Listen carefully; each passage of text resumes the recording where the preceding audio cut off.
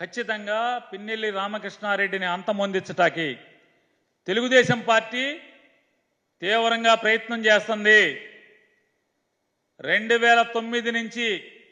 2009 నుంచి ఇప్పటి వరకు అప్రహతంగా తెలుగుదేశం పార్టీకి పట్టున్నటువంటి చోట వైఎస్ఆర్ కాంగ్రెస్ పార్టీకి బలమైన పునాదులు వేసి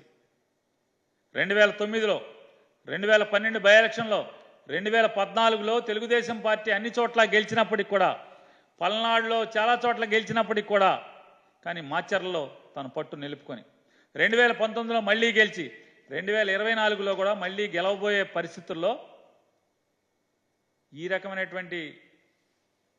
అంటే మనిషిని అంతమొందించాలని తెలుగుదేశం కుట్ర పనితే, ఆ కుట్రకి ఎవరెవరైతే సహకరిస్తున్నారో సహకరించేటువంటి ప్రతి పోలీసు కూడా